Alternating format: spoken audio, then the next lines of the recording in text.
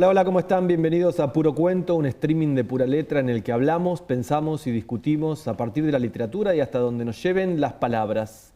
Novelas, cuentos, poemas, también algo de cine, algo de música, pero sobre todo literatura. Somos principalmente lectores y de eso se trata Puro Cuento, de compartir lecturas. Mauro Gentinetti, Franco Rosso, mi nombre es Santiago Lacia. ¿Cómo Franco, estamos? Santiago, ¿Cómo va? ¿cómo van? Bien, bien, acá estamos. Bueno, me alegro. Hoy tenemos un programa muy especial porque vamos a realizar una entrevista, Así es. la tercera, ¿no?, La tercera entrevista. de nuestro ciclo. Tenemos una escritora amiga y además muy importante de la literatura argentina, autora de novelas como Ladrilleros, El viento que arrasa, No es un río, autora de crónicas también como El mono en el remolino, Chicas muertas, volúmenes de cuentos como El desapego es una forma de querernos. Se trata ni más ni menos que de Selva Almada, a quien ya saludamos. ¿Cómo estás, Selva? Hola, ¿cómo están? Hola, Selva, ¿Cómo ¿cómo andás? estás? Bien, todo bien. Bueno, Bueno, genial. Bueno, muchas gracias por este tiempo, este rato. Vamos a conversar un poquito sobre, bueno, escritura, literatura, maestros, influencias y demás. ¿Sí? Selva, vos sabés que nosotros te saludamos acá desde Rafaela, que es una ciudad a la que conocés y de la cual tenés muchas amistades, ¿no es cierto?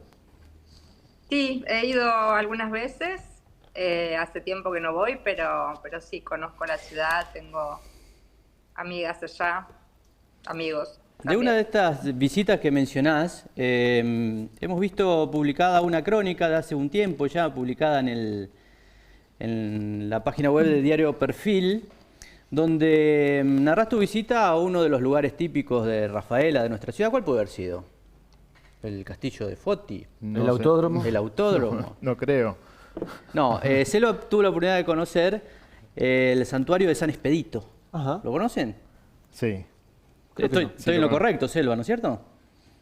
Sí, aparte, ¿sabes qué? Esa fue la primera crónica que escribí en Perfil. Mirá. O sea, la primera columna, Ajá. que ya voy, no sé, van como 8 años de columnas, y la primera fue esa, la visita al santuario de San Expedito. Es un lugar particular porque ¿Qué dato? nosotros consideramos que es un centro energético, nosotros digo, los rafaelinos, Sí. o mucha gente de Rafaela, tiene ahí un árbol particular, un árbol que ha abrazado un arado, un viejo arado. Bueno, lo tomo como disparador, Selva, porque esto de las creencias populares, me parece que lo podemos rastrear a lo largo de tus obras. Pienso, por ejemplo, en los curanderos, que están presentes en más de una de tus novelas. No sé, ¿es un tema que particularmente te convoca o no? Sí, bueno, con el curanderismo pues, tengo una relación en la infancia, sobre todo, porque en mi pueblo había un curandero al que íbamos siempre, le decíamos el viejo, era, y nos llevaban, o sea, me llevaban de chica, mi madre, mi abuela, porque, bueno, el viejo curaba parásitos, curaba empachos y esas cosas que solíamos tener los niños. Y me quedó esa fascinación. No es que consulte curanderos, pero me gusta mucho la figura del curandero, de la curandera. Y me gustan mucho también los santos paganos. Entonces, cuando fui a Rafaela aquella vez, Luis Acosta, que es, bueno, un viejo amigo, que es artista visual, que vive hace muchísimos años en Rafaela, me llevó ahí a conocer este santuario y esto que decías, como este árbol tan particular que se comió un arado, ¿no? Sí. Selva, aprovecho que estamos hablando sobre tu escritura, digamos, de no ficción o en modo crónica. Me gustaría preguntarte de manera general, ¿qué diferencias y qué correspondencias hay en cuanto a tu preparación, a tu mirada, al enfoque, a la escritura, a la hora de escribir crónica con respecto a la hora de escribir ficción? ¿Qué se mantiene igual y qué es distinto? La verdad es que, o sea, en el proceso de escritura, para mí funciona igual que cuando escribo ficción. Quizá lo que cambia, lo que sí es distinto es, bueno, ese periodo de investigación, de trabajo de campo, que a veces lo hago para las novelas también, qué sé yo, ahora para Una casa sola, por ejemplo, que metí algunas cosas de la historia de Entre Ríos, entonces me fui a leer y demás, a buscar crónicas de la época, pero en general después, a la hora de escribir, escribo las crónicas, la no ficción, con los mismos recursos que uso para la ficción.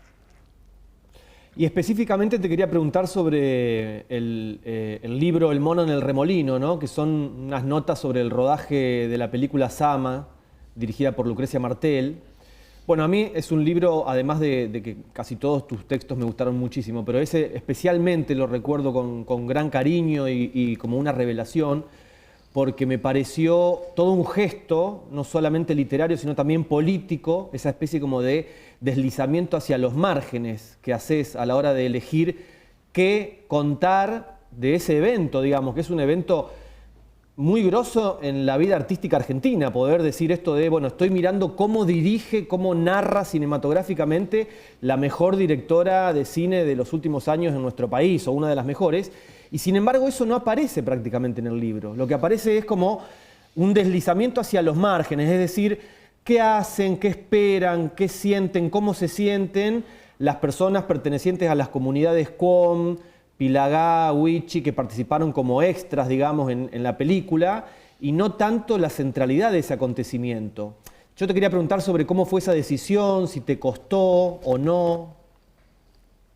Mira, en realidad fue, yo estuve en el rodaje, me interesaba sobre todo estar en la parte que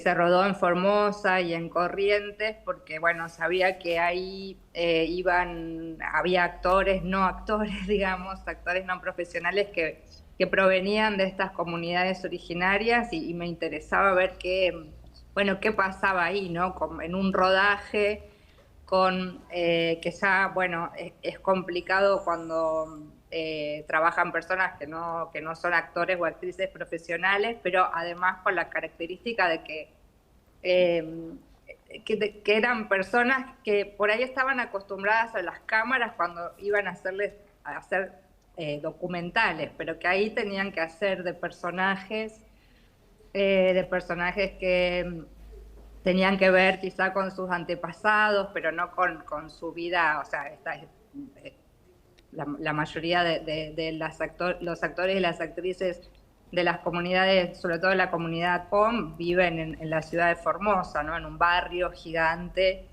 que hizo algún gobierno, ya no sé cuál, hace muchísimos años, y donde trajo a personas de la comunidad Qom a vivir en la ciudad.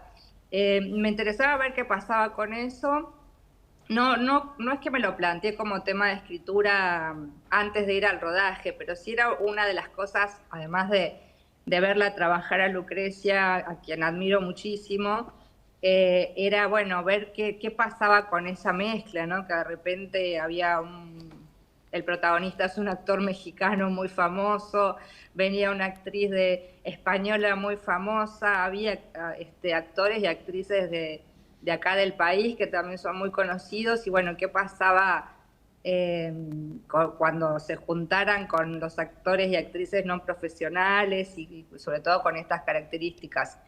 Y después cuando estuve ahí, la verdad es que medio que yo no tenía mucha idea de cómo iba a ser ese libro, pero creo que un poco lo de ir corriéndome a la periferia pasó porque sentía que la única persona que no estaba haciendo nada en un equipo que era muy grande, de 50 personas trabajando, era yo, ¿no? Entonces, es como que todo el tiempo estaba diciendo, uy, no puedo, que no vaya a pisar un cable, que no me vaya, viste, como todo el tiempo diciendo, voy a arruinar una escena si me meto, sí. Claro. ¿Qué hago? Bueno, me corro. Y creo que fue un poco eso lo que después le dio la dirección al libro, que yo empecé a correrme a los márgenes del rodaje para no molestar. Y bueno, y en esos márgenes, no sé, mientras se filmaba una escena allá lejos, podía hablar con los actores y actrices de las comunidades que estaban esperando a que les toque entrar, o con los técnicos, o bueno, eso, con los márgenes del rodaje, con lo que después no iba a salir en la película, pero que era necesario para que existiese esa película. Tu obra, Selva, tiene también una vinculación con el cine. Fue llevada a la pantalla grande El viento que arrasa, por ejemplo, que más de una vez lo hemos comentado por aquí. ¿Qué opinión? Me gustaría saber tu opinión sobre el final de la película El viento que arrasa. Bueno, el final de la película no es el mismo final de la Te novela. cambiaron el final, Selva. Cambiaron el final.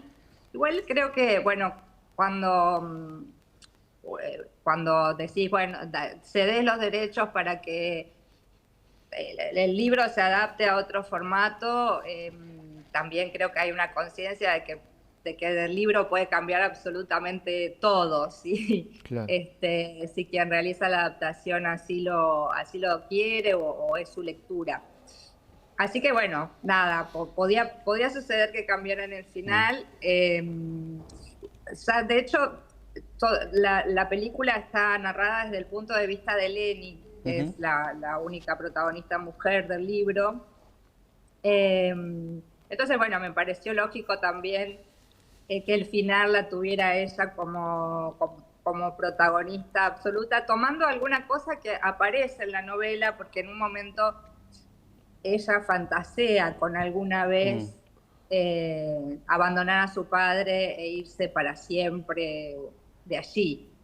Entonces, bueno, es eso que en la novela era una fantasía, una expresión de deseo del personaje, en la película se encarna en el personaje. Selva, discúlpame, te corto. Puede ser que, te hago un paréntesis ahí, puede ser que en alguna primera versión del Viento que arrasa tenía más protagonismo Leni y después fue tomando más protagonismo el padre, con el transcurrir, digamos, de las versiones, del pulido, del armado de la novela, ¿no? Sí, totalmente, porque cuando yo empecé a escribir esa historia era para un cuento. Y en el cuento la protagonista era Leni. De hecho, esa primera versión se llamaba La hija, que era, bueno, la hija del reverendo, pero ella era la protagonista y era el centro de la historia. Y después en las reescrituras, bueno, fueron creciendo los personajes del reverendo y del mecánico, y bueno, y el personaje de Leni quedó en un segundo plano. En segundo plano, exacto. Me interesa meternos en el proceso de escritura de Selva Almada. En algún momento leí, por ejemplo, que vos descreés de quienes advierten sobre el temor a la página en blanco, que vos no terminás de entender a qué se refiere eso. ¿Es así o no? ¿Que descreés de que exista ese temor a la página en blanco? Sí, digo que en realidad yo no experimento ese temor porque no voy a la página en blanco, digo, si no hay algo que ya tenga un poco, que se haya revelado para mí antes de sentarme a escribir, no me siento a escribir. Entonces, un poco el chiste es ese, bueno, no tengo miedo a la página en blanco porque nunca me siento frente a una página en blanco a ver qué sucede. Claro. Voy con algo, un poco eso. Claro. Selva, en esto de los procesos creativos, sabemos que vos sos fuiste alumna, discípula de Laiseca. Contanos un poquito a ver qué herramientas te dejó Laiseca, qué tomaste de él, cómo llegaste y qué cosas tomaste de él, que te dijeron esto está bueno, esto voy a... que nos cuente alguna intimidad de la vida de Laiseca. Más allá de sus libros blancos en la biblioteca. Sí, sí, yo lo conocí a Lai, yo ya había empezado a escribir hacía bastante cuando me mudé a Buenos Aires y empecé a ir a su taller. un poco, fui a su taller por consejo de un amigo, porque yo no lo había leído, ni lo conocía, ni tenía ni idea de quién era Laiseca.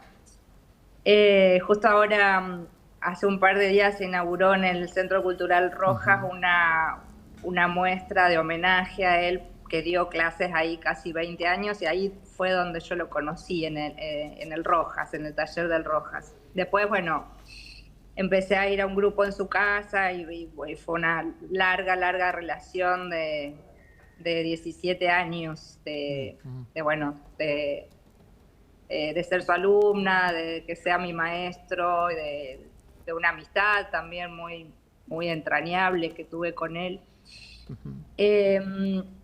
Lai era de esos maestros de esos maestros, era un maestro en el sentido más, De la vida. no sé, más íntimo de la palabra. Era un tipo que no, en esa época conocía a gente que también como yo estaban empezando a escribir. ¿De qué años estamos hablando, Selva, aquí? De los 2000, al principio de los 2000, y que iban a otros talleres, a talleres con otros maestros y con otras maestras, y bueno, y siempre eran los cuentos de, no, porque tal cosa y tal, y Lai cómo es, y por ahí las cosas que contaban los demás eran, bueno, el maestro, el que te boludea, el que te bastardea, el que agarra la virome y te tacha todo. Y bueno, Lai era absolutamente lo contrario. Él, siempre decimos con los amigos que hice ahí en el taller, que Lai practicaba más bien una pedagogía muy amorosa. O sea, podían pasar meses hasta que te dijera algo negativo de un texto. Pero era una especie de estrategia. Él primero buscaba los aciertos, aún de los textos más horribles y escritos con los codos, él podía sacar alguna cosa linda para decir, y cuando se generaba una confianza, recién ahí empezaba a marcarte las cosas que no lo convencían o que le parecían que eran dificultades del relato que estabas escribiendo. Así que eso para mí, fue precioso trabajar con él, porque no es que era complaciente para nada, sino que, sabía como darte un poco de piola para que vos te animes a experimentar, a trabajar, como que trabajaras con tranquilidad. Y después empezaba él a trabajar con tu texto de una manera un poco más, nunca severa, pero sí, acá esto, sí. Fíjate, no sé, la voz de este personaje no tiene nada que ver con este personaje, cosas por el estilo, pero siempre en un clima de mucho cariño y de mucho respeto por el trabajo de las alumnas y los alumnos. Bien, vos sabés, Selva, que en este grupete que hacemos puro cuento, yo soy el único nacido en un pueblo de los tres. Vos naciste en Villa Elisa, en Entre Ríos. Y sí, creo que vos me vas a entender, porque estos muchachos a mí no me comprenden cómo yo miro las cosas o cómo entiendo el mundo. Tampoco, ¿o no? Tampoco es que nacimos en Nueva York, ¿no? Disculpame. Bueno. Sí, iba a decir, no sé, Franco nació en Tostado, que digamos que diría que es una ciudad, es una ciudad. Una gran urbe. No, claro. Es una gran urbe, al contrario.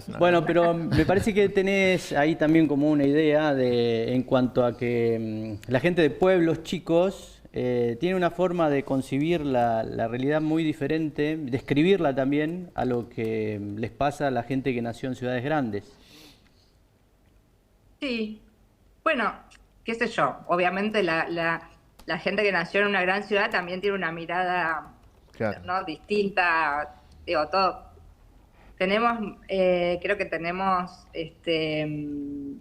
sí, que tiene que ver dónde nacimos, con cómo aprendemos a mirar el mundo, cómo aprendemos a hablar sobre el mundo. Y bueno, y en los pueblos, claro que es bastante particular también. Hablando de mirar el mundo, Selva, cuando no estás enganchada escribiendo algo, un texto, un cuento, una novela, una crónica, ¿hacia dónde volcás tu mirada, tu atención? Bueno, no sé,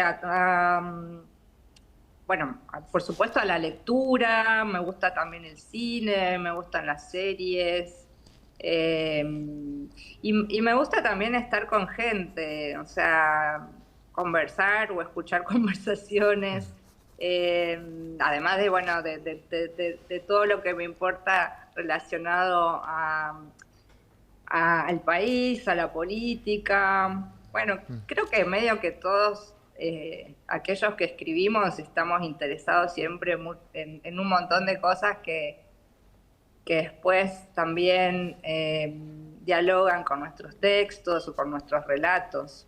Sí, tal cual.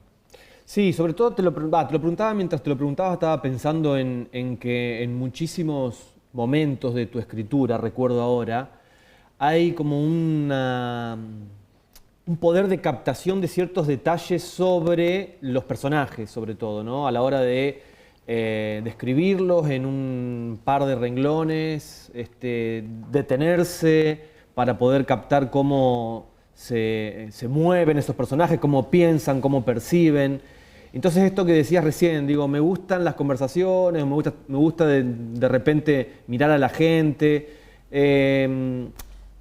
Se nota, digamos, o yo lo noto por lo menos como lector de tu obra, que hay todo un saber, digamos, quizás a lo mejor inconsciente, que se va acumulando sobre de qué manera un personaje, una persona en la vida real, pero después un personaje a la hora de llevarlo al texto, puede ser como un paisaje complejísimo. Sí, sí. Sí, soy bastante observadora y bastante, como decía Celarayán, escuchona. ¿No? Él decía, más que un gran observador, soy un gran escuchón. Y yo también soy como una gran escuchona y bueno, y ahí, de ahí también lo que más me gusta, que es trabajar con formas y con cosas que vienen de la oralidad y después llevar eso al texto escrito.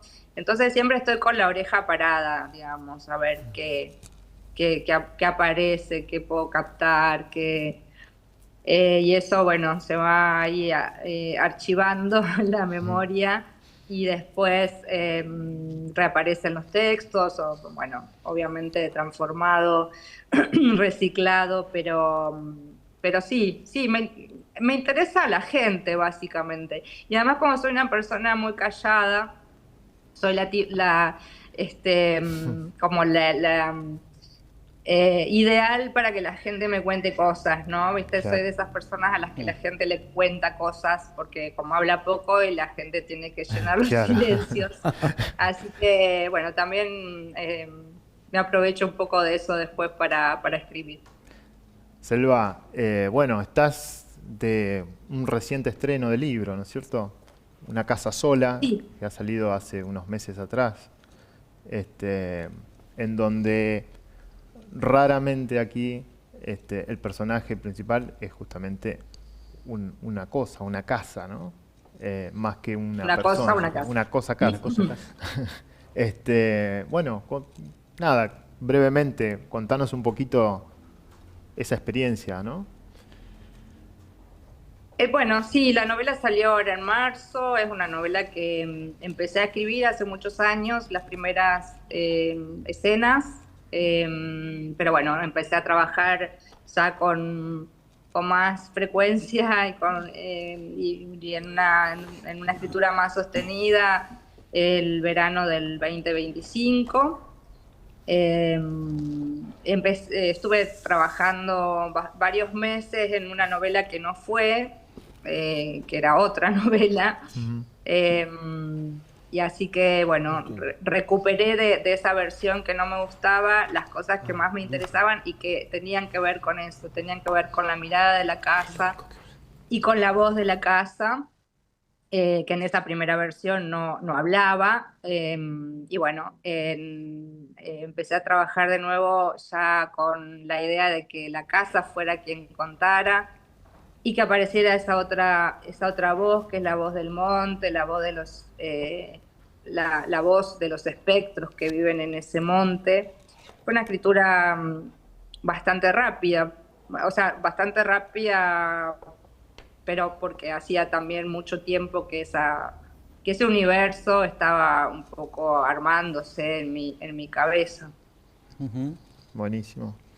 Sí, es estas voces que aparecen en el monte donde otra vez en tu obra podemos encontrar esto que charlábamos al principio, ¿no? De las creencias populares, de que no todo está en nuestra realidad está dado por lo que podemos ver y tocar, sino que hay otras cosas ahí inexplicables dando vuelta. Las supersticiones del interior profundo, ¿no? Sí, bueno, los fantasmas, las almas en pena, que me encantan y que ya habían aparecido en mis novelas anteriores, pero bueno, acá eso se potencia y aparecen una banda de espectros que me divirtió mucho escribir, porque además son almas en pena, pero que no penan, no sé, son personajes graciosos que siempre se están haciendo bromas y chistes y amagando peleas que nunca ocurren. Son como unos niños. Hay niños también, espectros niños, que son tremendos, que son unos salvajes. Y bueno, y se armó ese submundo que convive con la casa, donde bueno, estos se la pasan todo el tiempo de jarana y no sé, tomando ginebra, fumando cigarrillos que arman, o sea, nada, me gustó mucho escribir a estos personajes. Creo que más allá de esto que decís, de las supersticiones y demás, como que estos espectros igual me parece que son bastante particulares, ¿no? Que obviamente tienen que ver con lo espectral que hay en los relatos de campo, en los relatos provincianos, pero con eso, con una ligereza que creo que no es tan común en esos cuentos que conocemos. Selva, para cerrarnos vamos a quedar con este tema, con lo que mencionábamos al principio de tu visita a Rafaela y de tu excursión por San Expedito, porque la visita al predio San Expedito tiene una tradición local. Sí. Te vamos a hacer la pregunta impura, Selva. Todas las entrevistas las cerramos así y Maurito te va a hacer una pregunta impura. Faltaba la introducción. A ver, ¿cuál es? Claro, porque ahí está el árbol de la energía, ¿no? El árbol energético. Sí. ¿Es cierto que Selva Almada se negó a abrazar no solo el árbol de la energía, sino la cultura rafaelina? La cultura rafaelina que vendría a ser.